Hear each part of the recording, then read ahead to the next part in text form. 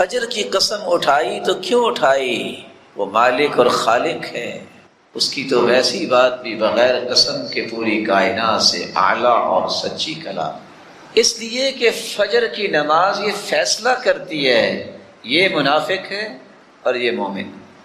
کسی منافق کو آپ فجر کی نماز میں نہیں دیکھیں، کیونکہ حدیث کے الفاظ ہیں اسقل الصلوات علی المنافقین صلاۃ الفجر و صلاۃ العشاء، دو نمازیں منافقوں پہ بھاری ہوتی ہیں، فجر کی نماز اور عشاء کی نماز۔ اس لیے بزار کی روایت نے ایک ایسی نشانی بیان کر دی جو ہر ایک کو یاد رہنی چاہیے، الذین تثاقلت رؤوسهم عن الصلاۃ، یہ منافقوں کی نشانی ہے کہ جن کے سر صبح اور عشاء کی نماز پہ بوجھل اور بھاری ہو جاتے۔ اور ویسے بھی اللہ کے رسول صلی اللہ علیہ وسلم نے فرمایا ان للمنافق علامات، منافقوں کی کچھ نشانیاں ہیں، ان میں سے ایک نشانی یہ ہے لا یأتون الصلاة الا دبرا، وہ نمازوں میں ہمیشہ لیٹ ہی آتے۔ فجر کی نماز کی قسم اس لیے بھی اٹھائی ہے کہ فجر اور عصر کی نماز پہ فرشتوں کی ڈیوٹیاں چینج ہوتی ہیں۔ صبح کی نماز جب ہو رہی ہے فرشتے آ جاتے ہیں، اور رات جنہوں نے گزاری ہوتی ہے انسان کے ساتھ وہ واپس چلے جاتے ہیں۔ عصر کو یہ واپس جاتے ہیں، نئے فرشتے آ جاتے ہیں۔ جب فرشتے واپس جاتے ہیں تو اللہ عز و جلال سوال کرتے ہیں اچھا یہ بتاؤ کہاں گئے تھے؟ حالانکہ اللہ کے علم میں۔ فرشتے کہتے ہیں من عند عباد لک فی الارض، اللہ زمین میں گئے تھے۔ کیف ترکتم عبادی، میرے بندوں کو کس حال میں چھوڑ کے آئے ہو؟ تو فرشتے جواب دیتے ہیں اتیناہم وہم یصلون وترکناہم وہم یصلون، اللہ جب تیرے بندوں کے پاس گئے تب بھی وہ نماز ہی پڑھ رہے تھے صبح کی، جب واپس آئے ہیں تو پھر بھی نماز ہی پڑھ رہے تھے۔ تو اللہ عز و جلال فرماتے ہیں اچھا گواہ رہنا میں نے ان سب کو معاف کر دیا۔ فجر کی نماز جس طرح یہ منافق پہ بھاری ہوتی ہے، مومن کے لیے انتہائی راحت کی نماز، خالی و ذہن، کوئی شور نہیں ہو رہا، کوئی کام دھندے کی فکر نہیں ہوتی۔ جتنی لذت کی نماز صبح کی نماز ہے اتنی کوئی نماز نہیں۔ جی نہیں چاہتا کہ انسان اس میں قرآن پڑھتا ہوا رک جائے، کام ہی کوئی نہیں۔ تازہ دم انسان جب اٹھتا ہے اور پھر اللہ نے جس کو ایمان کی دولت سے نوازا ہو، اس کی تو خوشی کی انتہا نہیں ہوتی کہ دن کا آغاز ہو رہا ہے، میں سب سے پہلے اپنے مالک کو حاضری لگوا دوں۔ اور کسی نے سچ کہا تھا، شاید کہ کسی کو سمجھ آ جائے، اس نے کہا تھا جس دن فجر کی نماز پہ اتنے لوگ آنے شروع ہو گئے جتنے جمعے کے دن آتے ہیں، اس دن بیت المقدس آزاد ہو جائے۔ جو فجر کی نماز ٹائم پہ نہیں پڑھ سکتا وہ کیا کر سکتا ہے؟ اس کا ایک راز ہے، من صلی الفجر فی جماعہ فهو فی ذمۃ اللہ، جو فجر کی نماز جماعت کے ساتھ پڑھ لیتا ہے وہ اللہ کی امانت اور ضمانت میں چلا جاتا ہے۔ فلا تخفروا ذمۃ اللہ، اے اللہ کی ضمانت کو توڑا نہ کرو۔ آج دنیا میں کسی کو اگر ضمانت مل جائے تو کتنا خوش ہوتا ہے، لیکن اس کے بھی 10 طریقے ہیں کہ ضمانت کے باوجود بھی اس کو ڈیٹین کروایا جا سکتا ہے۔ لیکن اللہ کی ضمانت میں جو چلا جائے، جو اللہ کی رحمت کے سائے میں چلا جائے، اسے کیا بھی کر سکتا ہے۔ اس لیے اللہ کی ضمانت کو توڑا نہ کرو، فجر کی نماز با جماعت پڑھا۔ چونکہ وقت آیا ہے تو میں یہ گزارش کر دوں، آج فتنے بہت ہیں، فتنوں سے بچنے کا جو طریقہ رسول اکرم صلی اللہ علیہ وسلم نے دیا ہے، ان طریقوں کو اگر غور سے پڑھا جائے تو اللہ کے ذکر اور قرآن سے بڑھ کے کوئی طریقہ نہیں۔ گھر گھر میں جادو، ٹونا اور نہ جانے کیا کیا نام ہے۔ عقبہ بن عامر رضی اللہ تعالی عنہ کہا کرتے تھے کہ امرنی رسول اللہ صلی اللہ علیہ وسلم ان اقرأ المعوذتین بعد کل صلاة، اللہ کے رسول صلی اللہ علیہ وسلم نے مجھے ہر نماز کے بعد آخری 2 سورتیں پڑھنے کا حکم دیا۔ جو شخص صبح و شام کے اذکار کرتا ہے اور پھر ہر نماز کے بعد اذکار، اور اس روایت کی روشنی میں ہر نماز کے بعد آخری 2 سورتیں، اللہ کی رحمت اور اس کے فضل سے نہ اس پہ کبھی جادو ہوگا نہ کبھی ٹونا ہوگا۔ اس لیے آپ ذکر پہ کبھی سودے بازی نہ کیا کریں. اور حیرانگی ہوگی آپ کو یہ بات سن کے، امام ابن تیمیہ رحمۃ اللہ علیہ، ہم نماز پڑھتے ہیں نا، تو نماز کے بعد حالانکہ نیکی کی غرض ہوتی ہے، محبت ہی ہوتی ہے، ایک دوسرے سے سلام کرتے ہیں. آکے چلو جی کوئی معزز آدمی آیا، ان سے کوئی سلام کرنا چاہتے وہ اپنے منہ پہ ہاتھ رکھ لیتے، کیونکہ اس وقت سنت کیا ہے؟ ذکر کرنا، سلام لینا نہیں ہے. اور ساتھ کہتے ہادی غدوتی، یہ میرا کھانا ہے، اگر میں نے یہ کھانا نہ کھایا تو میں زندہ ہی نہیں رہ سکتا. ذکر کرنے کے بعد پھر ملتے، اور ان کا اخلاق کتنا عالی تھا. اس لیے نماز کے بعد ذکر پہ آپ کبھی کمپرومائز نہ کیا کریں. اور اس کی ایک اور وجہ ہے، صحیح بخاری کی روایت اگر میں ساتھ ملاؤں، جو شخص فرض نماز پڑھتا ہے اور اپنی جگہ پہ بیٹھا رہتا ہے، اپنی جگہ سے کیا مراد ہے؟ میدان فی مصلی، جہاں اس کے قدم ہے، جہاں اس نے سجدہ دیا، یہ جگہ اس کی ہے. اپنی جگہ پہ بیٹھ کے ذکر کرتا ہے، اللہ کے نورانی فرشتے اس کے لیے 3 دعائیں کرتے ہیں. پتہ ہے ان فرشتوں کی تعداد کتنی ہے؟ دوسری صحیح بخاری کی روایت ہے کہ ان للہ ملائکۃ سیارۃ فضلا، اللہ کے کچھ موبائل فرشتے ہیں جو ہر وقت زمین میں گردش کرتے رہتے ہیں. یبتغون مجالس الذکر، اور وہ اللہ کے ذکر کی مجالس کی تلاش میں ہوتے ہیں. فإذا وجدوا ذلك جلسوا معهم، اگر ان کو کوئی ایسی مجلس مل جائے تو وہ بھی بیٹھ جاتے ہیں. وہ کتنے ہوتے ہیں؟ حتی یملأ ما بین السماء والارض، زمین اور آسمان کا خلا ان فرشتوں سے بھر جاتا ہے. ویسے کتنے کو ہو سکتے ہیں؟ اس کی تعداد میں اور آپ اندازہ کر سکتے ہیں. جس شخص کے لیے اتنے فرشتے 3 دعائیں کریں، اور دعا کیا ہے؟ اللہم اغفر لہ، اے اللہ اس کو معاف کر دے. اللہم تب علیہ، اے اللہ اس کی توبہ کو قبول فرما لے. اللہم ارحم، اللہم اغفر لہ، اللہم تب علیہ، اللہ اس پہ رحمت کی برکھا برسا دے. جس کو 3 دعائیں کھربوں فرشتوں کے مل جائیں، اور یہ بات طے شدہ ہے، فرشتوں کی دعا رد نہیں ہوتی.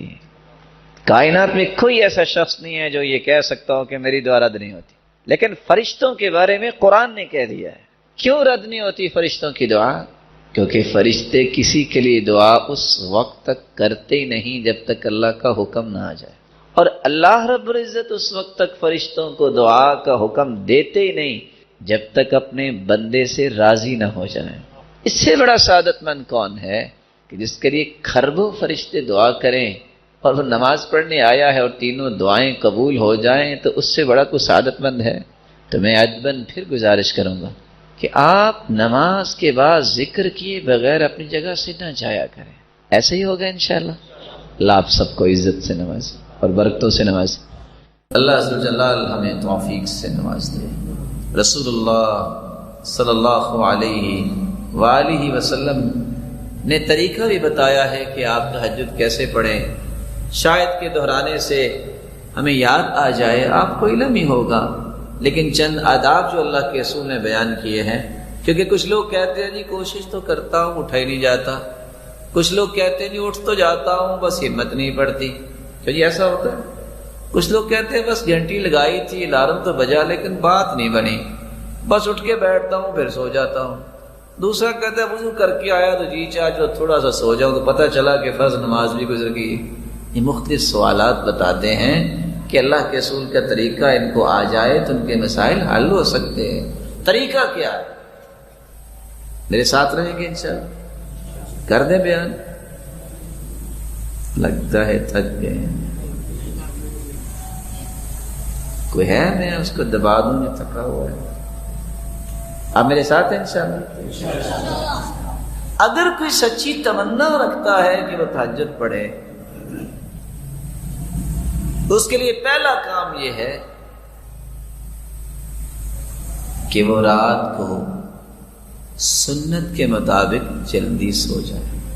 4 لوگوں کو اجازت ہے، وہ اجازت وہ استعمال کر سکتے ہیں. علم والے لیٹ ہو سکتے ہیں. اللہ کے رسول صلی اللہ علیہ وسلم کے صحابہ بھی سیکھتے تھے، اور امام احمد بن حنبل وہ رات ساری ایک دوسرے سے علمی مذاکرہ کرتے رہتے. اور سیدنا ابو ہریرہ رات کا ایک پورا حصہ صرف حدیثیں یاد کرنے میں گزارتے. اجازت. امت کے لیے اگر آپ نے کچھ سوچ بنانی ہے کہ امت کیسے بلند ہو سکتی ہے تو آپ لیٹ ہو سکتے ہیں، کیونکہ اللہ کے رسول بھی اور سیدنا ابوبکر بھی آپس میں مشورہ کرتے، رات لیٹ تک اور گئے تک یہ باتیں ہوتی ہیں، جائز۔ اگر آپ کے پاس کوئی مہمان آ گیا ہے تو اس کی خاطر تواضع کرنے کے لیے آپ لیٹ ہو سکتے ہیں کہ وہ آیا ہے، پریشان نہ ہو، اس کو کھانا کھلا کے اس کو لٹا کے آپ اسے من تطیب خاطر المرأة۔ اور چوتھی اجازت یہ ہے کہ زوجین جو ہے وہ لیٹ ہو سکتے ہیں۔ اگر آپ کے پاس یہ عذر نہیں تو آپ کو اگر سنت سے پیار ہے تو آپ کو جلدی سونا چاہیے۔ یہ پہلا طریقہ ہے جس سے آپ تہجد کے لیے تیار ہو سکتے ہیں، اور اس کے ساتھ ہی دوسرا طریقہ ملا لیجئے جو شاید کہ آپ کے لیے نیا ہو۔ حدیث میں آتا ہے قیلوا فإن الشیطان لا تقیل، قیلولہ کیا کرو، شیطان قیلولہ نہیں کرتا۔ قیلولہ کیا ہوتا ہے؟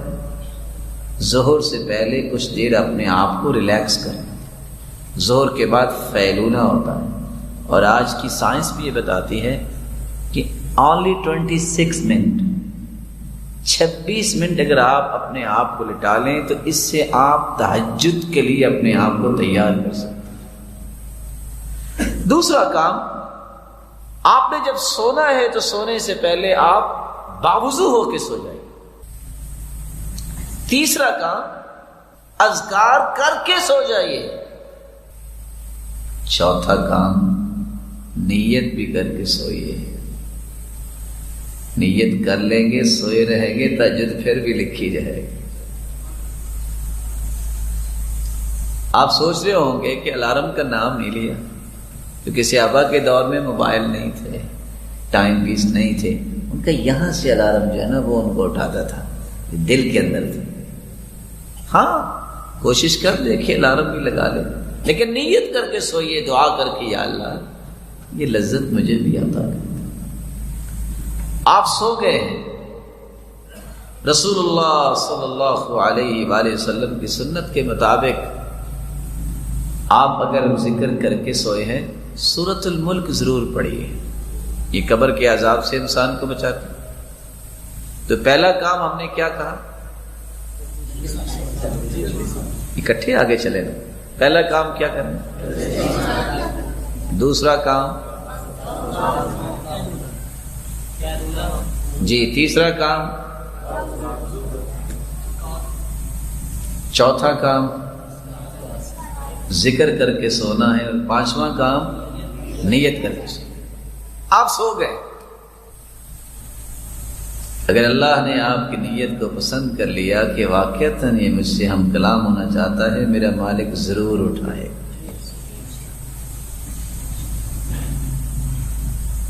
دل کی جو کیفیت ہوتی ہے نا، فیصلے اس پہ ہوتے ہیں۔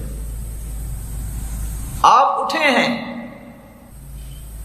بہت سارے اٹھنے کے بعد بھی فیل ہو جاتے ہیں، شیطان نہیں ان کو اٹھنے دیتا۔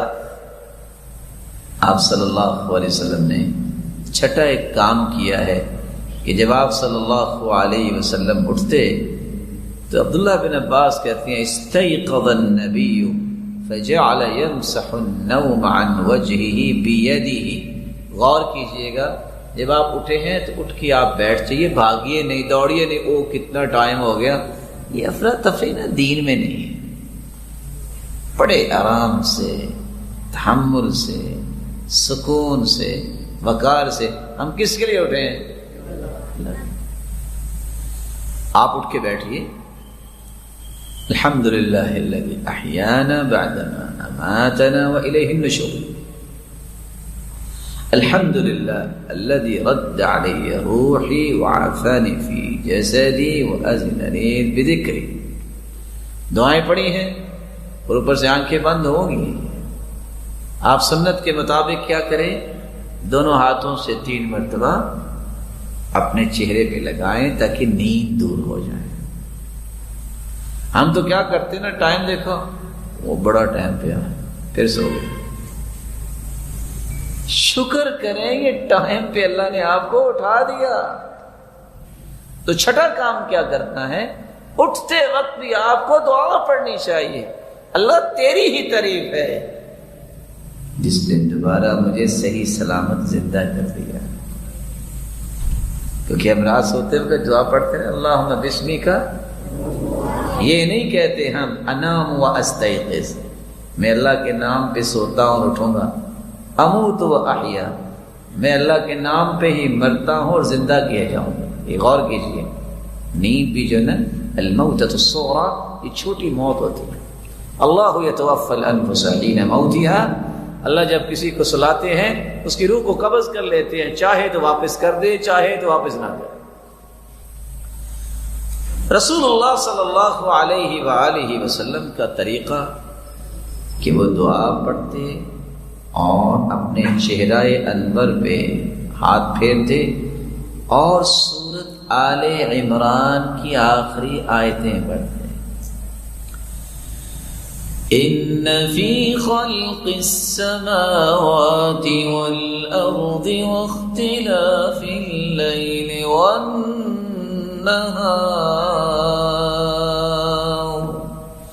لآیات لأولی الالباب۔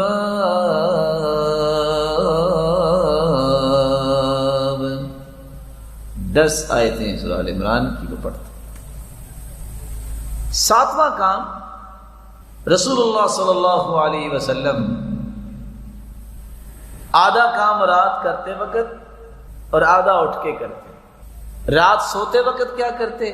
سیدہ عائشہ مومنوں کی ماں مسواک تیار کر کے تکیے کے پاس رکھ دیتی، کان لا ینام الا والسواک عند رأسه، اللہ کے رسول کبھی بھی نہیں سوئے مسواک پہلے تیار پڑی ہوتی تھی۔ آج مسواک کی جگہ پہ ریموٹ پڑا ہوتا ہے، یا گلیکسی یا آئی فون پڑا۔ رسول اللہ صلی اللہ علیہ وسلم نے سورۃ الفاتحہ کے بارے میں کتنی خوبصورت باتیں بیان کی۔ سب سے پہلی بات، رسول اللہ صلی اللہ علیہ وسلم نے فرمایا والذی نفسی بیدی، قسم ہے اس ذات کی جس کے ہاتھ میں میری جان ہے، ما انزل فی التوراۃ ولا فی الانجیل ولا فی الزبور ولا فی الفرقان مثلها یعنی القرآن، وإنها لسبع من المثانی والقرآن العظیم الذي اعطیته۔ اللہ تعالیٰ نے آسمانی اور الہامی کتابوں میں سے نہ تو تورات میں ایسی صورت نازل کی، نہ انجیل میں ایسی صورت نازل کی، نہ ہی زبور میں ایسی کوئی صورت نازل کی، اور نہ ہی قرآن مجید میں ایسی صورت ہے جیسی اللہ تعالیٰ نے سورۃ الفاتحہ کو نازل کر کے اپنی مخلوق پر انعام کیا ہے۔ یہ 7 آیتیں بار بار پڑھی جانے والی ہیں۔ یہ ام القرآن بھی ہے، قرآن مجید کی ماں کا درجہ اس کو دیا گیا، ام الکتاب بھی ہے، یہ کتاب اللہ کی ماں کا درجہ دیا گیا اس کو۔ رسول اللہ صلی اللہ علیہ وسلم نے ایک دوسری روایت میں فرمایا کہ سورۃ الفاتحہ یہ ایک بے مثال نور ہے، ایک ایسی روشنی ہے۔ سیدنا عبداللہ ابن عباس رضی اللہ تعالی عنہ بیان کرتے ہیں، بینما جبریل قاعد عند النبی صلی اللہ علیہ وسلم سمع نقیضا من فوقه فرفع رأسه فقال، رسول اللہ صلی اللہ علیہ وسلم کے پاس جبریل امین تشریف فرما تھے، اچانک سے ایک آواز آئی۔ رسول اللہ صلی اللہ علیہ وسلم نے اپنا سر مبارک اٹھایا اور پوچھا یہ آواز کیسی ہے؟ تو جبریل امین نے جواب دیا، هذا باب من السماء فتح اليوم لم يفتح قط الا اليوم، آسمان کا یہ وہ دروازہ کھلا ہے جو آج تک نہیں کھلا تھا۔ فنزل منه ملک، اور اس دروازے سے ایک فرشتہ زمین کی طرف اترا ہے۔ فقال هذا ملک نزل الى الارض لم ينزل قط، پہلے نہیں اتارا گیا یہ فرشتہ الا اليوم، آج ہی اس کو اترنے کا حکم دیا گیا۔ فسلم، اور اس فرشتے نے اتر کر سلام کہا۔ وقال ابشر بنورین، اے اللہ کے محبوب 2 روشنیوں کے لیے، 2 روشنیاں اور 2 نوروں کے ساتھ آپ کو خوشخبری دینے آیا ہوں۔ اوتیتہما لم یؤتہما نبی قط قبلک، ایسے نور جو آپ سے پہلے کسی نبی کو عطا نہیں کیے گئے. فاتحۃ الکتاب ایک سورۃ الفاتحہ ہے، وخواتیم سورۃ البقرہ، اور سورۃ البقرہ کی آخری آیات ہیں. لن تقرأ بحرف منہما الا اعطیت، سورۃ البقرہ کی آخری آیتیں اور سورۃ الفاتحہ کا کوئی بھی حرف آپ پڑھیں تو اللہ رب العزت اس ایک ایک حرف کے بدلے عطائیں کرتے ہیں. اور یہ روایت صحیح ترغیب میں موجود ہے. بلکہ رسول اللہ صلی اللہ علیہ وسلم نے اس سورت کی عظمت کو بیان کرتے ہوئے صحابہ کرام کو کتنی خوبصورت بات سمجھائی. صحیح بخاری کا وہ واقعہ کتنا مشہور ہے کہ جب صحابہ کرام بنی سلیم کے قبیلے میں پہنچے، جب پتہ چلا ایک آنے والی عورت نے بتایا کہ ہمارے قبیلے کے سردار کو بچھو نے کاٹ لیا ہے، کیا آپ کے پاس کوئی ایسا شخص ہے جو شخص دم کر سکتا ہو؟ تو رسول اللہ صلی اللہ علیہ وسلم کے ایک صحابی جنہوں نے صرف سورۃ الفاتحہ تلاوت کی اور اس کو دم کر دیا. رسول اللہ صلی اللہ علیہ وسلم کے اس صحابی نے اس سورۃ الفاتحہ کو پڑھنے کے بعد جب دم کیا تو وہ شخص ایسی شفا کی طرف چلا گیا وَكَأَنَّمَا نُشِطَ مِنْ عِقَالٍ، جیسے کوئی گرہ باندھی ہو کھول دی جائے. رسول اللہ صلی اللہ علیہ وسلم کے صحابہ نے کہا جب تک اللہ کے رسول سے بات نہ ہو جائے تو یہ انہوں نے جو 30 بکریاں بطور عوض اس کے دیا ہے ہم اس وقت تک کوئی بات نہیں کریں گے. جب رسول اللہ صلی اللہ علیہ وسلم کو یہ بات پہنچی آپ نے فرمایا وَمَا كَانَ يُدْرِي أَنَّهَا رُقْيَ اقْسِمُوا وَاضْرِبُوا لِي بِسَهْمٍ، آپ کو پتہ نہیں اللہ تعالیٰ نے اس صورت کو شفا بنا کے، اس صورت کو دم بنا کے نازل کیا ہے. اور یہی بات ابن القیم رحمۃ اللہ علیہ نقل کرتے ہیں کہ میں نے کتنے سفر کیے اور جب بھی میں بیمار ہوا تو میں نے اللہ کے پیارے پیغمبر کی اس بات پہ یقین کر کے دوائی نہیں لی بلکہ سورۃ الفاتحہ پڑھتا اور میں دم کر لیتا اپنے آپ کو، اللہ رب العزت مجھے شفا یاب کر دیتے. سورۃ الفاتحہ یہ عظیم ترین سورت ہے. رسول اللہ صلی اللہ علیہ وسلم کے صحابی سیدنا ابو سعید بن معلی بیان کرتے ہیں مر بی النبی صلی اللہ علیہ وسلم وانا اصلی، اللہ کے رسول صلی اللہ علیہ وسلم میرے پاس سے گزرے، میں نماز پڑھ رہا تھا، مجھے انہوں نے آواز دی، میں نے سلام پھیرا اور سلام پھیرنے کے بعد اللہ کے رسول صلی اللہ علیہ وسلم کی خدمت اقدس میں حاضر ہوا. آپ نے فرمایا میں نے آپ کو آواز دی الم یقل اللہ یا ایھا الذین آمنوا استجیبوا للہ وللرسول، آپ نے اللہ کا یہ کلام نہیں سنا کہ جب اللہ اور اس کے رسول کی بات ہو تو اس بات کو فوراً مانو، لبیک کہو. کہا اللہ کے رسول صلی اللہ علیہ وسلم میں نماز پڑھ رہا تھا.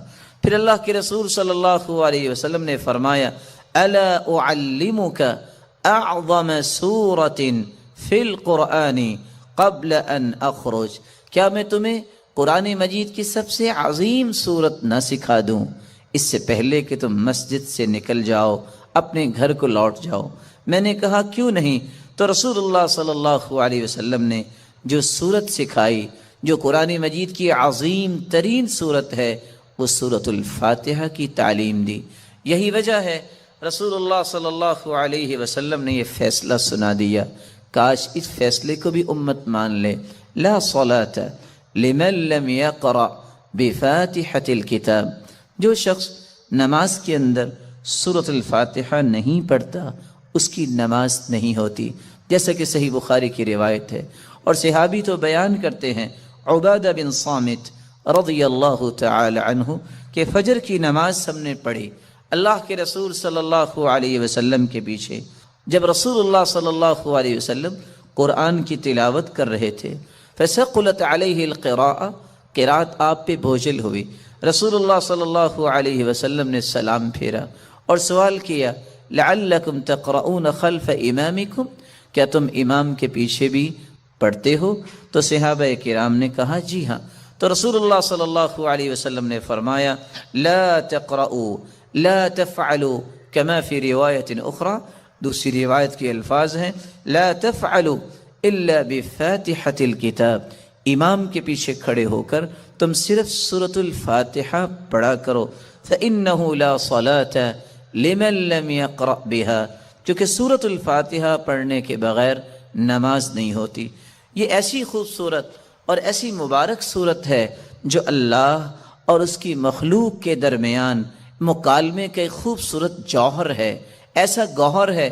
انسان الحمدللہ رب العالمین کہتا ہے تو اللہ رب العزت فرماتے ہیں حمیدنی عبدی، میرے بندے نے میری حمد و توصیف بیان کی۔ جب بندہ مومن الرحمن الرحیم کہتا ہے تو اللہ رب العزت فرماتے ہیں اثنى علی عبدی، میرے بندے نے میری تعریف کی ہے۔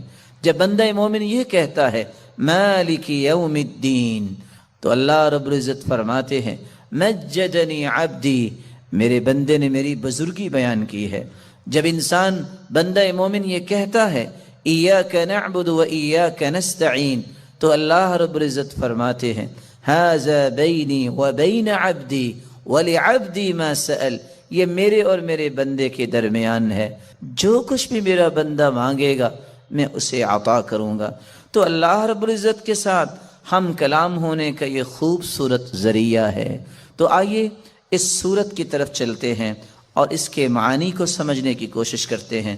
بسم اللہ الرحمن الرحیم، الحمد للہ رب العالمین، الحمد تمام تعریفیں، للہ اللہ کے لیے ہیں، رب العالمین جو تمام جہانوں کا رب ہے، الرحمن الرحیم جو بہت مہربان ہے، الرحیم نہایت رحم کرنے والا ہے، مالک یوم الدین مالک ہے یوم الدین بدلے کے دن کا، جزا کے دن کا، ایاک نعبد و ایاک نستعین، ایاک نعبد ہم عبادت کرتے ہیں صرف تیری ہی، و ایاک نستعین اور ہم مدد چاہتے ہیں صرف تیری ہی اے اللہ۔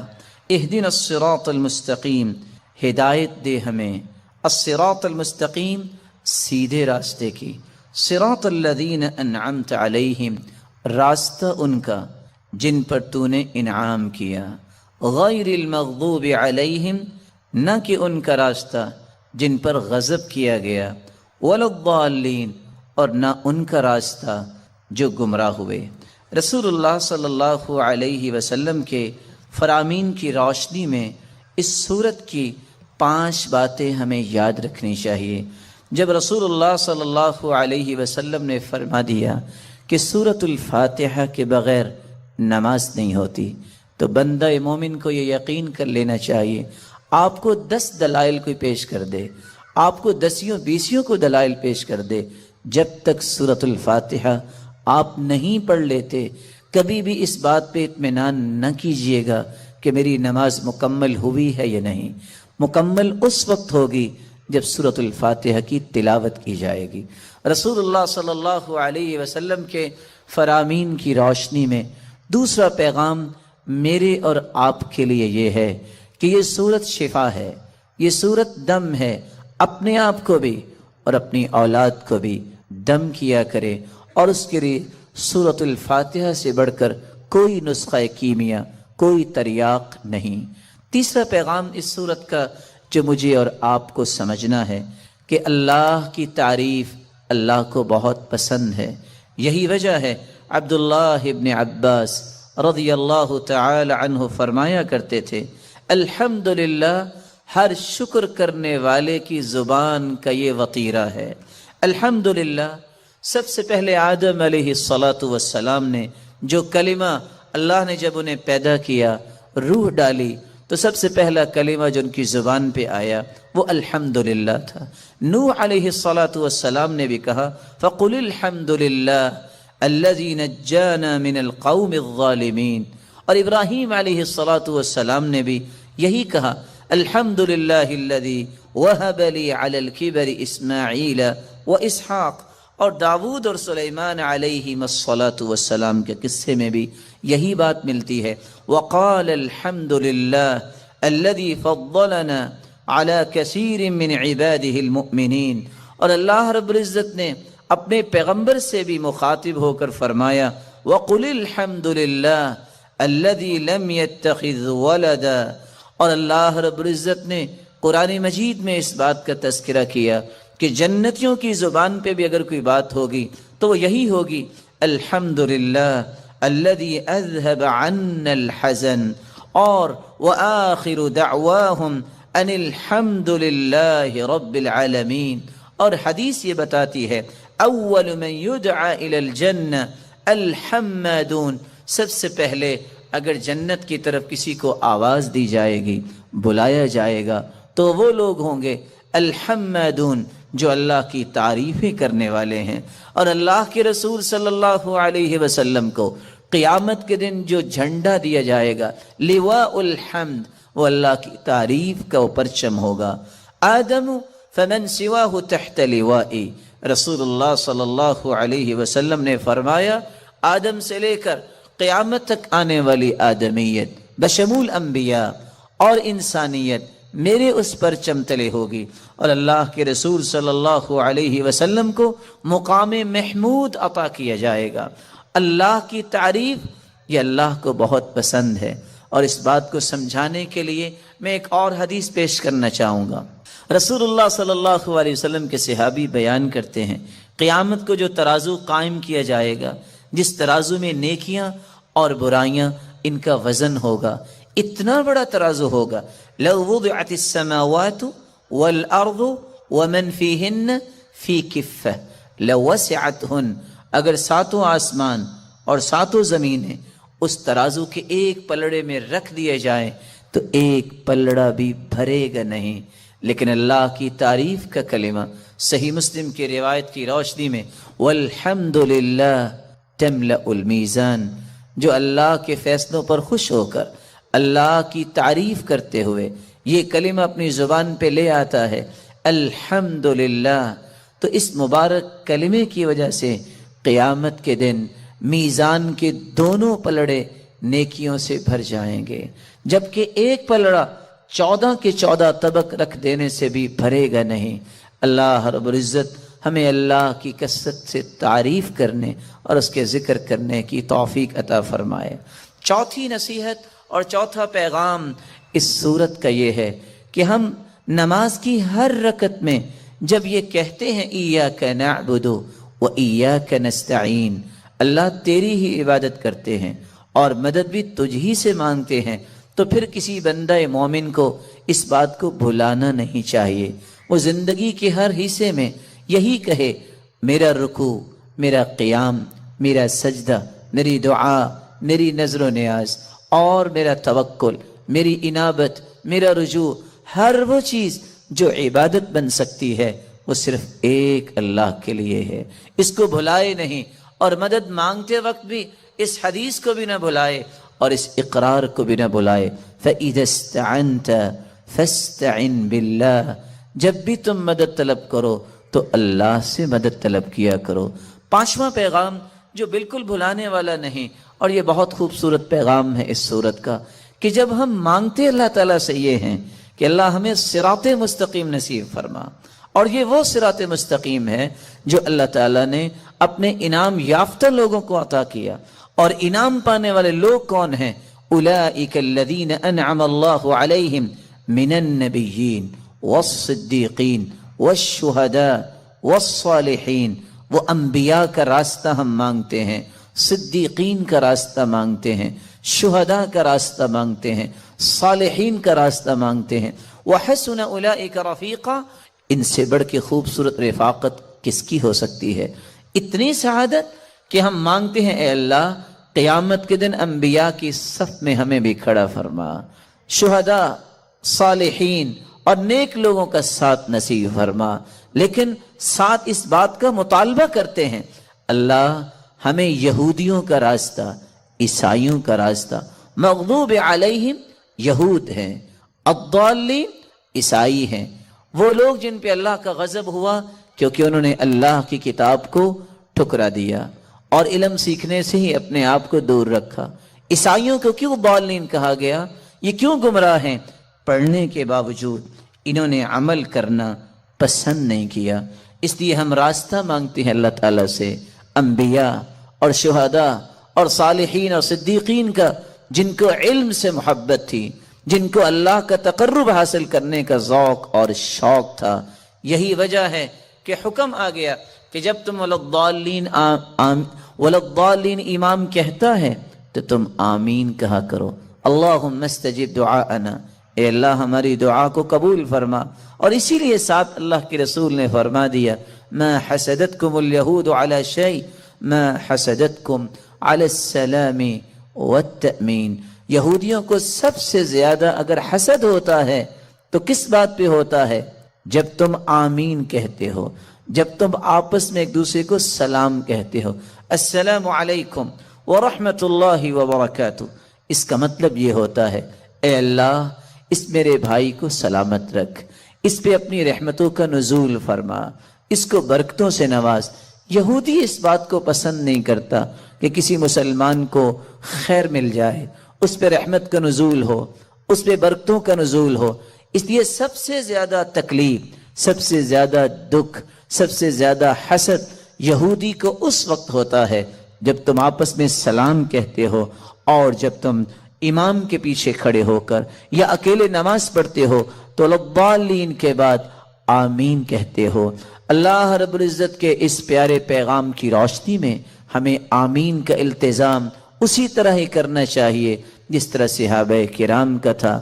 حتیٰ کہ روایت کے الفاظ ہیں حتیٰ ان لمسجد رسول اللہ صلی اللہ علیہ وسلم للجہ. صحابہ کرام بلند آواز سے آمین کہتے یہاں تک کہ اللہ کے رسول صلی اللہ علیہ وسلم کی مسجد میں گونج اٹھتی. مجھے امید ہے کہ آپ بھی اس بات پہ اتفاق کریں. کہا کرتے تھے جس کا ایمان ہے اللہ اسے زندگی میں کبھی بھوکا نہیں رکھے. اس لیے زندگی کو ضرورت سمجھ کے گزارا کرو، خواہش سمجھ کے گزارا نہ کرو. ضرورت تو اللہ کٹے ہوئے ہاتھوں والوں کی بھی پوری کر دیتے ہیں، خواہشیں تو کبھی بادشاہوں کی بھی پوری نہیں. بادشاہ کی جو یہ بھی خواہش ہوتی ہے کہ ساتھ والا ملک بھی مجھے مل جائے. اس وقت دوڑ اس بات کی نہیں ہے کہ ہمارے پاس کھانے کو کچھ نہیں، دوڑ سٹیٹس کی ہے، دوڑ فیم کی ہے کہ شہرت مجھے بھی ملے. موت کے منہ میں ہاتھ ڈالنے کے لیے انسان تیار ہوتا ہے کہ میرا بھی سٹیٹس فلاں جیسا ہونا چاہیے، میری بھی فیم اس طرح کی ہونی چاہیے. حالانکہ اس مسکین کو یہ پتہ ہونا چاہیے کہ اس کا سٹیٹس اس نے خود نہیں بنایا، اس اللہ نے دیا. اس مسکین کو پتہ ہونا چاہیے کہ اس کی تعریف اگر لوگ کرتے ہیں تو اس میں کوئی کمال نہیں ہے، اللہ کی رحمت ہے. جتنا وہ غلط راستوں پہ اپنے آپ کو لگا کے چیزیں چاہتا ہے اتنا اللہ کے سامنے گر پڑے تو اللہ اس سے بھی زیادہ اس کا سٹیٹس بنا. رسول اللہ صلی اللہ علیہ وسلم نے اس لیے فرمایا تھا من كانت الآخرۃ ہمہ، آخرت کا غم جس کے دل میں آ جائے جمع اللہ له شملہ، اللہ اس کے کام کو مرتب منظم بنا دیتے. وجعل غناہ فی قلبہ، دل ہر وقت غنا سے لبریز رہتا ہے، چاہت ہی کو نہیں، تمنا ہی کو نہیں، سب کچھ ہے، نہ اسے کو کھانے کی وہ شوق اور ذوق، یہ کھانا ہوگا تو بڑا ٹیسٹی ہوگا، کہتا ہے سب اللہ کی نعمت ہے. نہ اس کو یہ غرض یہ چیز ہوگی تو پھر ہوگا، کہتا ہے جو کچھ ہے میں اس کے بھی قابل نہیں تھا. جعل غناہ فی قلبی، دل بھر دیتے ہیں اللہ. صرف دل نہیں بھرتے، اللہ آنکھیں بھی بھر دیتے ہیں. بعض لوگوں کے پاس کروڑوں کا مال ہو، ان کی آنکھیں بھی بھوکی ہوتی ہیں اور دل بھی بھوکا ہوتا ہے. قریب ہے کہ اس بھوک کی وجہ سے کہیں مر نہ جائیں وہ. اور دعا کرنی چاہیے اللہ ایسے دل سے اور ایسی سوچ سے بھی بنا دے جن کے اندر اللہ نے بھوک رکھی ہے. کبھی شہرت کی بھوک، کبھی مال کی بھوک، کبھی تعریف کی بھوک. اور مولانا اسماعیل سلفی رحمہ اللہ نے سچ کہا تھا، جس شخصیت نے اس مرکز کی بنیاد رکھی کہ بندے کو پیٹ کی بھوک ہو وہ سارا دن روزہ بھی رکھ لیتا ہے اور 8 پہروں کا روزہ بھی رکھ لیتا ہے.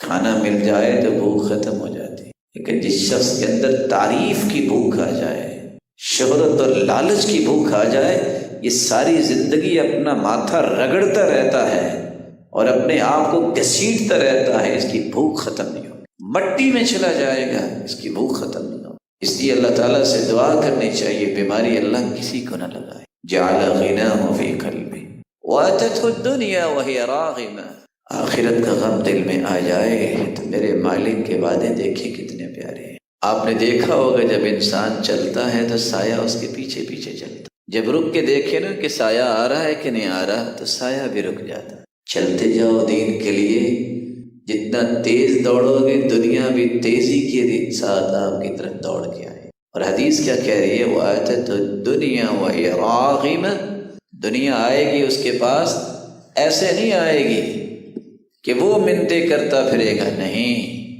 دنیا ایسے آئے گی جیسے مالک کے سامنے غلام سواری کو نکیل ڈال کے مالک کے سامنے پیش کر دے۔ اس کے لیے آخرت کا غم دل میں ہونا۔ لیکن اگر نشہ دنیا کا آ گیا، وَمَنْ كَانَتِ الدُّنْيَا هَمَّهُ، جس کے دل میں ایک ہی غم ہے کہ کیا بنے گا، میرا نہیں کوئی نام لے رہا، میری کوئی اس طرح کی پہنچ نہیں ہے، فلاں کے پاس تو بڑا گھر ہے، فلاں نے تو گاڑی رکھی ہوئی ہے، فلاں کی تو زمینیں ہیں، تو کیا یہ سوچ سوچ کے مر جائیں؟